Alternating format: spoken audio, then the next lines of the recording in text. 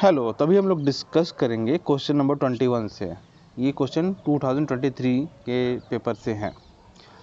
सवाल है, interest income from deposit in InvITs distributed to their investor is exempted from tax.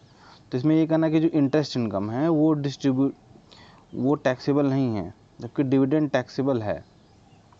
तो this is very absurd statement. Income tax act के हिसाब से कोई भी इनकम जो जनरेट हुई है वह टैक्सेबल होती है, अनलेस स्पेसिफिकली मना किया गया हो। तो इसमें ऐसे कैसे हो जाएगा कि इंटरेस्ट टैक्सेबल नहीं है, डिविडेंड टैक्सेबल? तो ये स्टेटमेंट गलत है। जहां आपने ये बेसिक आईटी एक्ट का नॉलेज लगाया या किसी भी टैक्स से रिलेटेड नॉलेज लगाया, आपको समझ में आएगा कि पहला स्टेटमेंट गलत है, तो आंसर हमारा सीधे डी आ जाएगा।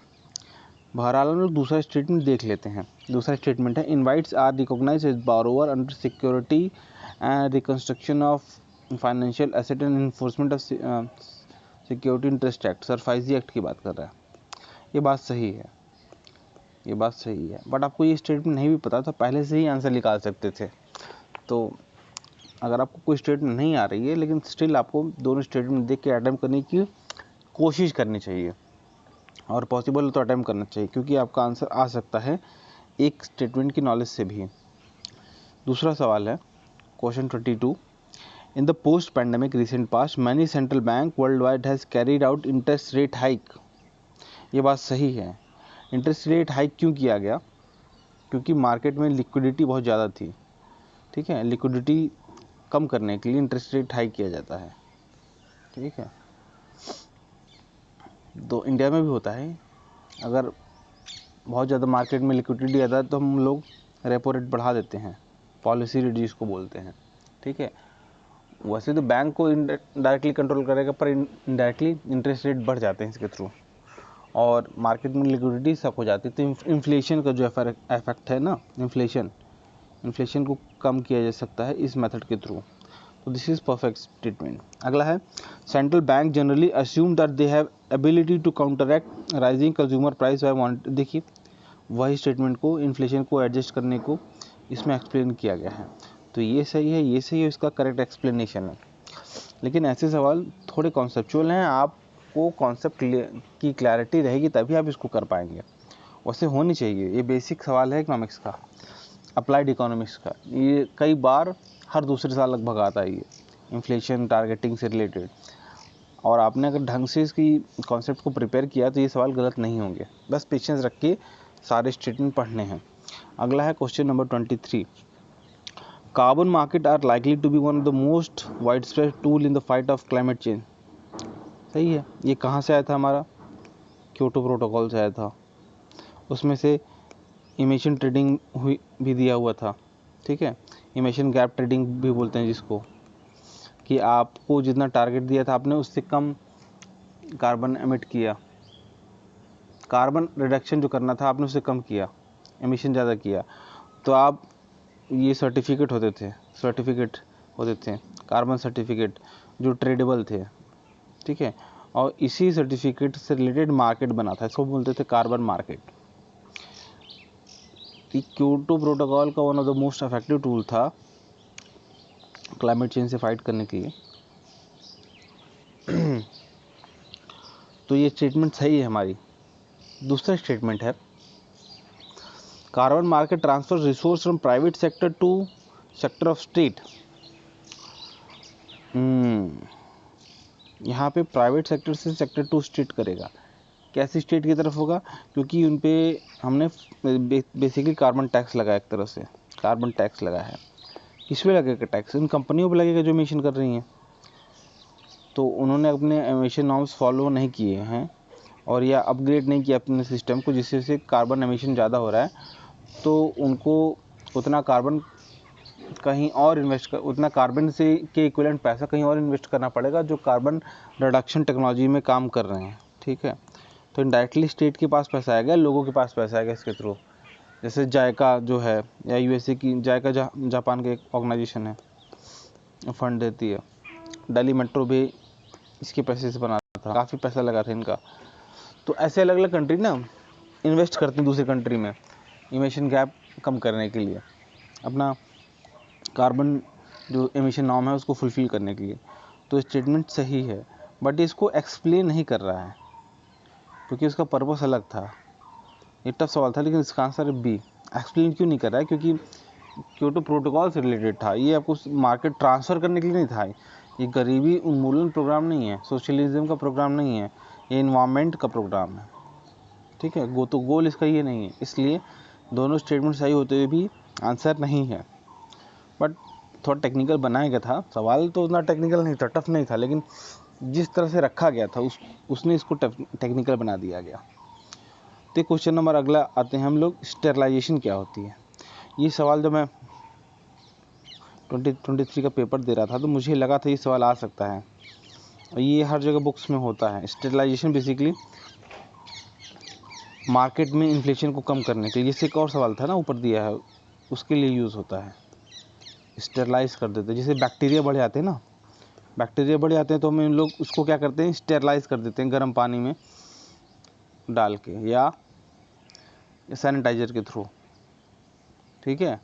तो वैसे ही जब मार्केट में बहुत ज़्यादा इन्फ्लेशन बढ़ जाता है, पैसे बढ़ जाते हैं, तो उसको कंट्रोल करने के लिए ओपन मार्केट ऑपरेशन यूज़ होता है। ओपन मार्केट ऑपरेशन बहुत सारे टूल्स में से एक टूल है स्टेरलाइजेशन, जो आरबीआई करती है, ठीक है। तो इसका आंसर है which of the following activity of RBI is considered to be part of sterilisation conducting open market operation. इसका आंसर 21 का ए।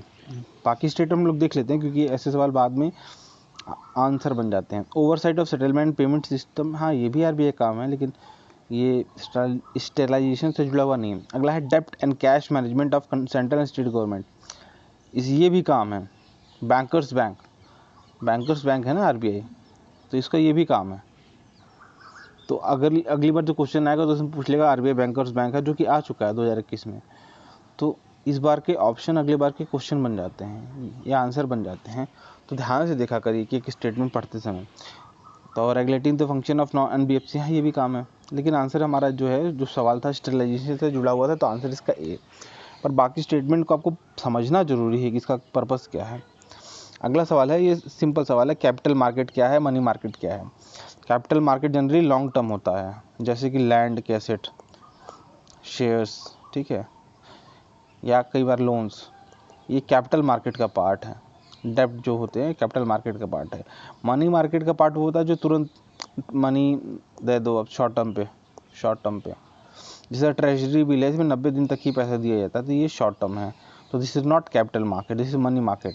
कॉल मनी, पुट मनी, ये सब मनी मार्केट का पार्ट है। तो ये दोनों हमारा ऑप्शन सही गलत है।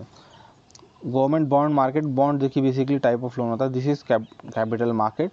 Stock market is capital market. तो हमारा आंसर है 1 and 4, ओनली टू 25 का बी। और ये सवाल ना basic money market capital market, इससे हर साल एक सवाल आता ही है। इसके अलावा मनी और बैंकिंग और मनी से ही 2 सवाल आएगा ओवरऑल। आपको ध्यान से ये टॉपिक को रिवाइज करना जब आप पढ़ोगे तो।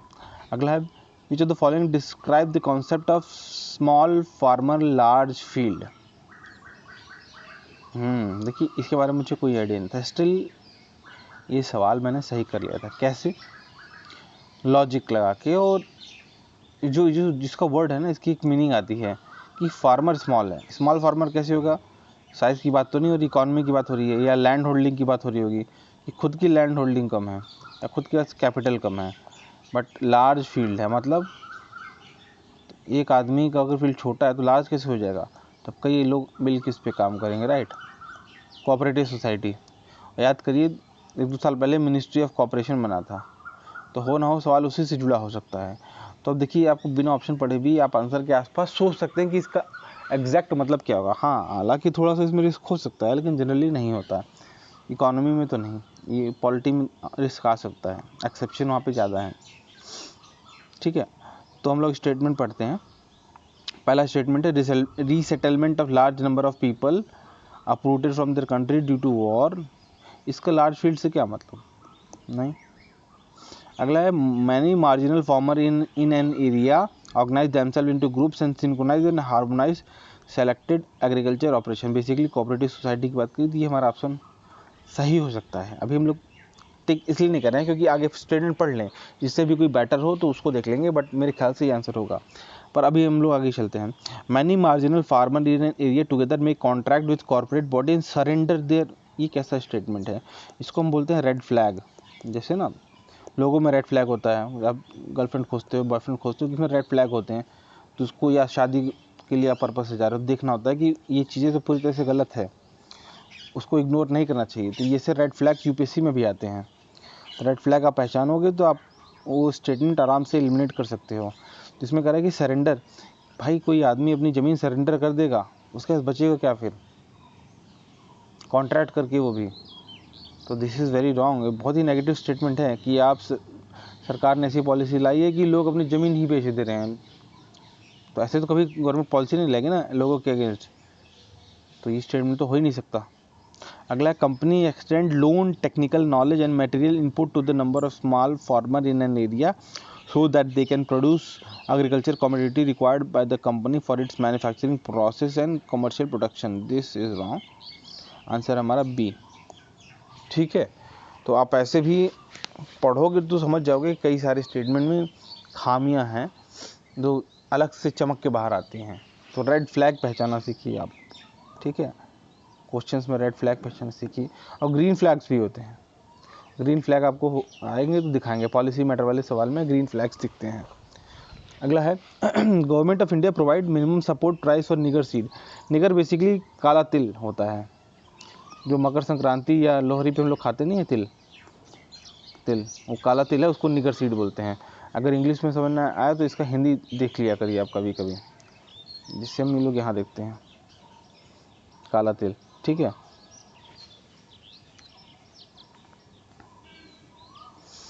तो ऐसे आप देख लिया करिए। तो अगर आप काले तिल के बारे में जानते थोड़ा बहुत तो फिर आप इस सवाल कर लोगे, वरना तो ये सवाल टफ हो जाता। Government of India provide minimum support price for niger seed, हाँ देती है।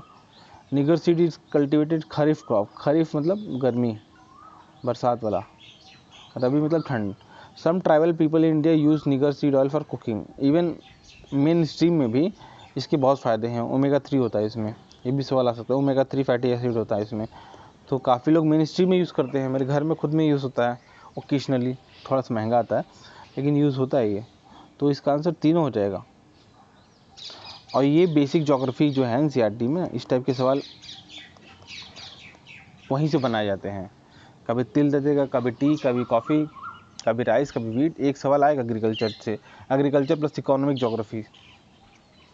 ठीक है, तो वहाँ से सवाल बनते हैं। तो जितने भी मेजर क्रॉप है 22+2 उनके बारे में आप पढ़ लेंगे तो एक सवाल में आप आसानी से अटेम्प्ट कर पाएंगे। और जनरली एक सवाल आते हैं, कभी टी पे आ जाएगा, कभी कॉफ़ी पे, कभी इस पे। अगले सवाल पे हम लोग चलते हैं, सवाल नंबर 28। How many of the above are considered as intangible investment. ये सवाल है आईपीआर से जुड़ा हुआ।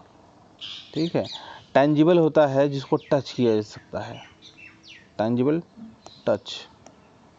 इनटेंजिबल जिसको टच नहीं किया जा सकता, जैसे कि हवा, हवा को फिर भी कर सकते हो आप, महसूस कर सकते हो। इंटेलिजेंट मतलब थॉट्स, जैसे आईपीआर्स होते हैं ना, कोई आइडिया है उसको कैसे टच करोगे आप आइडिया को, और वो आइडिया जब एक्सप्रेशन होता है तब उसको आईपीआर में आते हैं। Basically that is copyright. ठीक है, तो इनटेंजिबल एसेट्स क्या है, ब्रांड रिकॉग्निशन से ट्रेडमार्क है।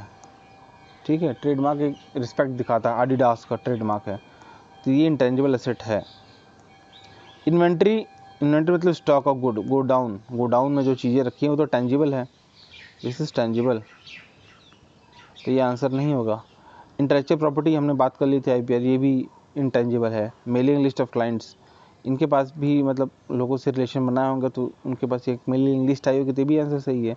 तो आंसर इसका 1, 3, 4 ओनली 3। ठीक है,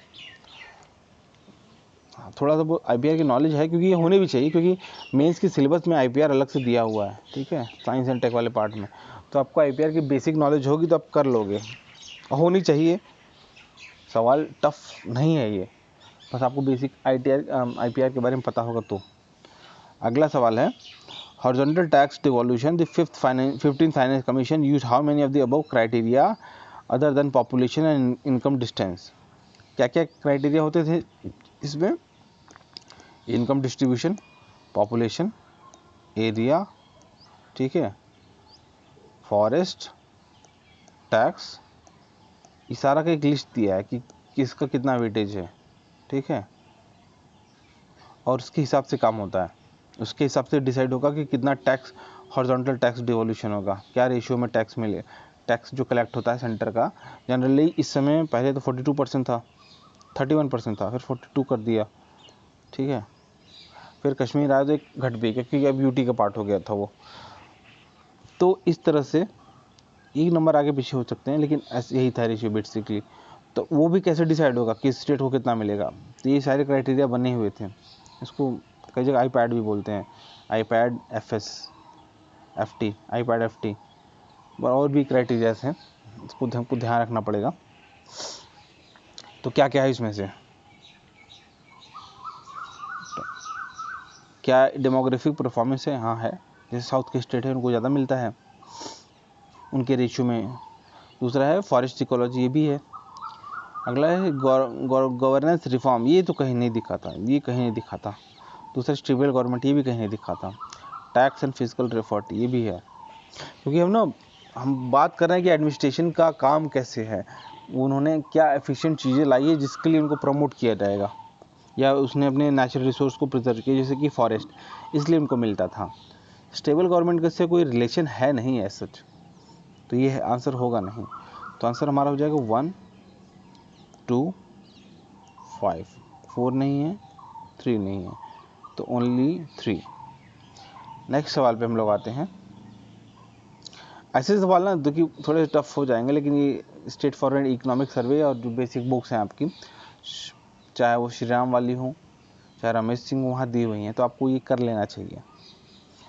how many of the above does UNOPS sustainable investment in infrastructure initiative focus on for its investment, इन चारों में से कौन सा फैक्टर्स पे UNOPS ध्यान रखता है, ठीक है, इन्वेस्टमेंट करने से पहले।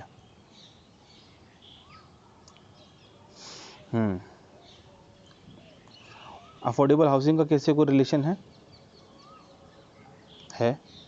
अफोर्डेबल हाउसिंग में इन्वेस्टमेंट होगा क्योंकि पब्लिक इंफ्रा में हो रहा है, ठीक है, इंफ्रास्ट्रक्चर और इनोवेशन में हो रहा है। मास रैपिड ट्रांसपोर्ट का, देखिए मैं ऐसे लग रहा है कि हो सकता है इनोवेशन है, लेकिन ये दिया नहीं लिस्ट में। अगला हेल्थ केयर का, हेल्थ केयर तो बहुत इंपॉर्टेंट है, UNDP हंगर रिपोर्ट हर जगह दिया हुआ है हेल्थ के बारे में। अगर है रिन्यूएबल एनर्जी सोर्सेज के बारे में, रिन्यूएबल एनर्जी के लिए काम करने के लिए, टेक्नोलॉजी के लिए, इन पे अगर आपको काम कर रहे हो तो आपको इन्वेस्टमेंट मिलेगा, और काफ़ी मिलता है। हेल्थ केयर, सैनिटेशन के लिए यूनाइटेड नेशन के बहुत सारे प्रोग्राम्स हैं, उस पर इन्वेस्टमेंट मिलता है। अफोर्डेबल हाउसिंग के लिए देखिए, रोटी, हेल्थ, मकान, एनर्जी, हेल्थ, और रोटी कपड़ा तो दिया ही होता है कहीं कहीं पे, पर उसमें इन्वेस्टमेंट नहीं होगी ना, वो तो सीधे खर्चा कर दिया जाएगा। तो ये इन्वेस्टमेंट मतलब लॉन्ग टर्म कैपिटल इन्वेस्टमेंट की बात हो रही है, ठीक है। ऐसे आप दो कॉन्सेप्ट को जोड़ सकते हो, तो इसका आंसर हो जाएगा 1, 3, 4 ओनली 3, ठीक है। अगले सवाल में हम लोग आते हैं, सवाल number 31। What does due process of law means? Due process of law का मतलब होता है कि आपने जस्टिस के लिए फोकस किया, ना कि प्रोसेस पे। प्रोसीजर इस्टेब्लिश बाय लॉ में प्रोसेस पे फोकस होता है कि लॉ फॉलो होना चाहिए, रूल्स फॉलो होना चाहिए। ड्यू प्रोसेस ऑफ लॉ में हमारा मेन एम है जस्टिस देना कि कोई भी आदमी का ह्यूमन राइट्स का वायलेशन ना हो, और उसको कम से कम बेसिक है फेयर ट्रायल मिले उसको, और उसके पक्ष को सुना जाए, ठीक है।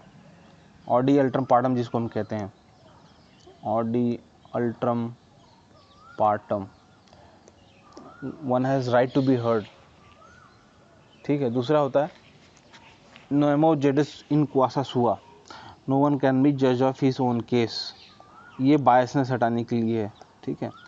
ये सारा चीज़ है ड्यू प्रोसेस लॉ में काम आएगा, तभी तो आप फेयर कर पाओगे। कोई जज अपना केस नहीं सुन सकता ना। तो ये सारा case principle of natural justice का पार्ट है, और ये NCERT में दिया हुआ है, वैसे NCERT में दिया हुआ है ये। तो अगर आपने NCERT पढ़ी तभी कर लोगे आसानी से, वरना तो ये थोड़ा सा फंसा सकता है एक दो जगह पे। फेयर एप्लीकेशन भी सिमिलर लग रहा है, इक्वालिटी बिफोर, वैसे कवर्ड है पर स्पेसिफिक दिया है तो आपको वहीं पे जाना पड़ेगा, ठीक है। अगले सवाल पे हम लोग आते हैं। In India prisons are managed by the state government with their own rules and regulation for the day to day administration of prison. This is true। और ये आपको सवाल इसलिए करना चाहिए क्योंकि इस क्वेश्चन 2021 में या 22 में इसी टाइप का सवाल आया था प्रिजन के ऊपर, और अगले साल फिर से आ गया। तो ये बेसिकली एक और थियरी जो है ये है कि ट्रेलर देता है यूपीएससी, एक बार एक क्वेश्चन को हल्के से पूछ लेगा, फिर अगली बार वो पूरा पूछ लेगा, ठीक है। यूपीएससी ने ट्रेलर दिया था इसके बारे में 2022, आई थिंक 2022 में आया था इस सवाल। तो अगर आपने वो सवाल किया होता और उसके बारे बाद थोड़ा सा पढ़ा होता, भले उस साल गलत हो गया होता तो इस साल ये सही हो जाता आपका।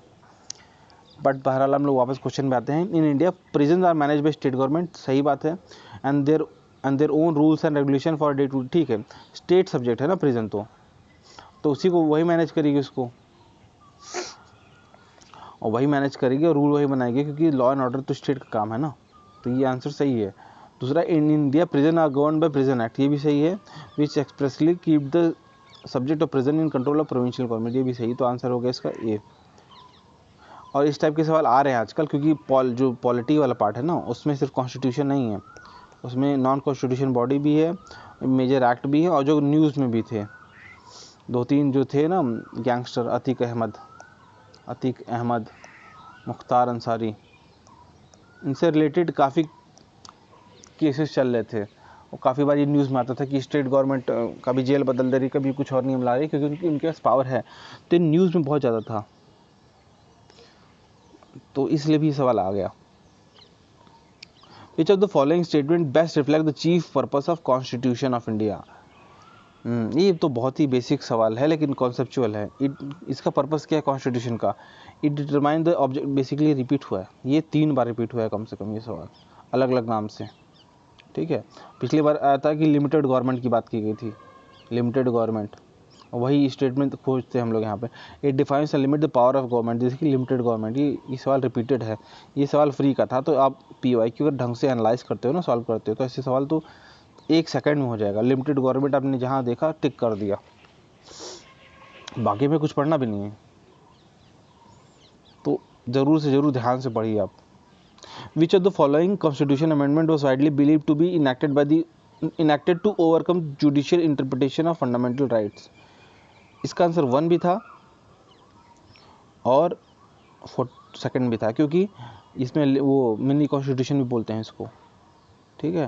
तो इसका आंसर 1 से ज़्यादा, तो यूपीएससी ने इसको, और काफ़ी इसमें डिबेट था कि कौन सा सही होगा।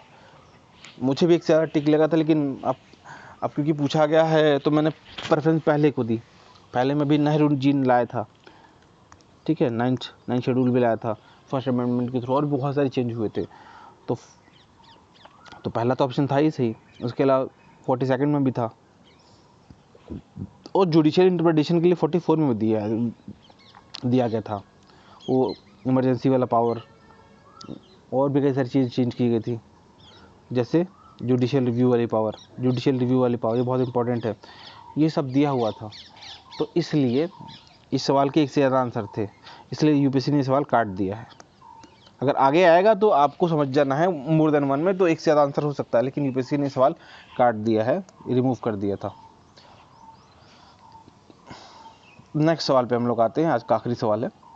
विच of the following organisation body, consider the following organisation bodies in India: the national commission for backward classes, national commission for human rights, national law commission, और कंज्यूमर डिस्प्यूट वाला।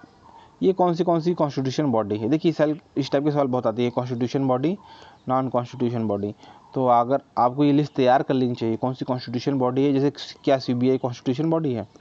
CVC, कैग तो है ही, बाकी नहीं है।